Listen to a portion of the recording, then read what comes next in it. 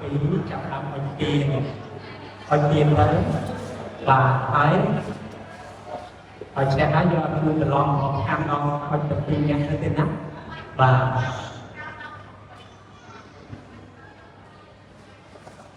ហើយប្របាឲ្យទៀននៅលើផ្កាឲ្យទៀននៅលើផ្កា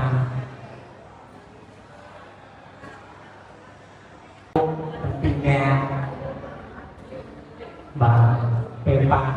ឲ្យគ្រូឆែកលោកបាអត់ទៅមកឲ្យគ្រូឆែកលោកបាលោកទីនៅ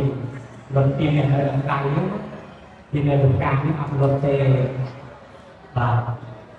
នមស្ការលោកគ្រូក៏ឈរឡើង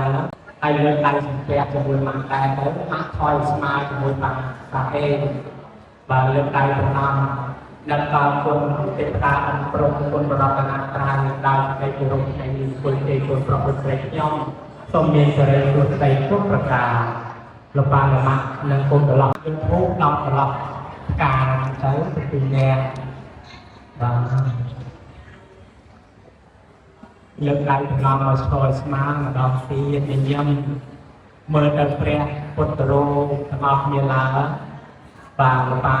ខលបែរមុខទៅរកព្រះទៀតណាបាទអោនគោរពទាំងអស់គ្នា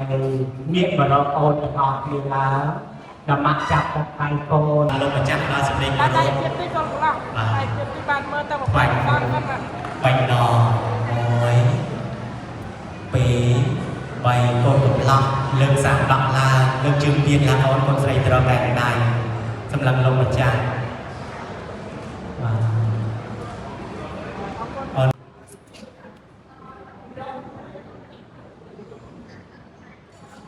បាទដាក់ចុះលើកផ្លែឈើពីត្រង់ទៀត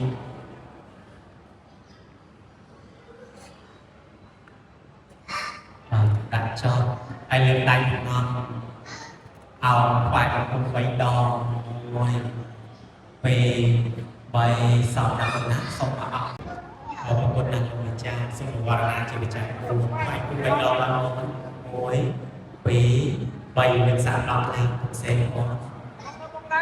ពីទាំងអន្តរជាតិវត្តខនៅវិញ្ញាណអារអនាមអធិទេវតាចតារបច្ចយេបតរមជ្ឈខាងសង្គមចាស់ប្រាប់អគុណជាយ៉ាងគុំលើកចាត់ស្រាទី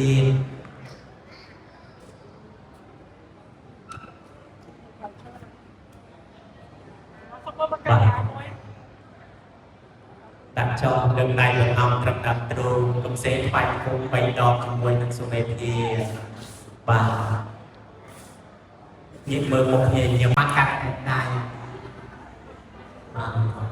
ទឹកកសត់ទឹកមួយពលាដោយវិចារហើយ2 3បាទអរគុណបាទចំមកបាទលើកសាកដកមួយឡើងម៉ាក់កាន់កែវដៃនៅបងដើមមើលភ័ក្រសងបាទមើលទៅភ័ក្រសងមើលទៅភ័ក្រសងនោះបាទអរគុណលោកម្ចាស់ណា